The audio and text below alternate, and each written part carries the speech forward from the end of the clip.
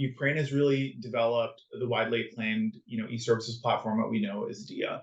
And this brings really government, as I mentioned earlier, closer to the people. That is really important in a country like Ukraine, and certainly with this brutal war, to be able to stay connected to the people in a time like that is incredibly important.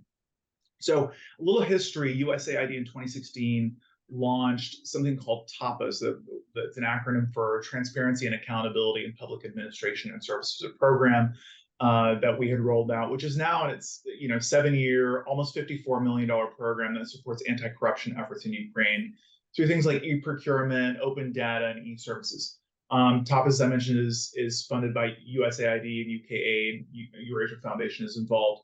And as you mentioned, this platform connects more than 19 million Ukrainians, more than 120 government services that are essential, important for day to day, for everyone's day to day. And we've continued to support it throughout the war.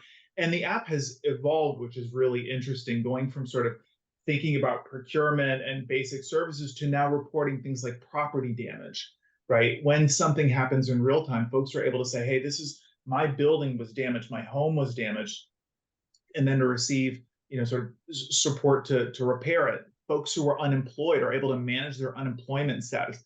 Things like that in a time of crisis are incredibly important, one, for those services, but two, to also restore that trust in government, that government is there to serve its people, which is something that I've really just come to appreciate quite a bit. I'll pause there because there's a lot to share about Diia, but yeah, those are some of the key pieces. But I love the examples that you gave, but if you could just expand on that just a tiny bit. We don't have much time on this, but as I'm going throughout my day, how often am I interacting with Diia, just a citizen or small business owner? Well, I would say, look, it really will certainly depend on what you're doing. If you may have a digital driver's license, you may certainly pay your tax bill online.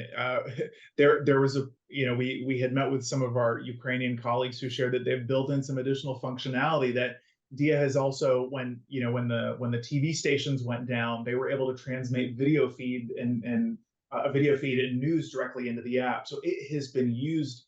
The functionality has just continued to grow, which is really interesting to see. And I'll also note, I think from a security perspective, one of the things that I've come to learn about the Diia app is that no one individual your information is not sitting on one server, it's not on your phone. This is multiple servers that are feeding into it. So from a security perspective, they certainly thought about it in this context of war, which I really appreciate. And I also appreciate that they have made it open and available to other countries. So other countries are exploring the possibility of adapting a similar system that would be customized for their own needs in that local context.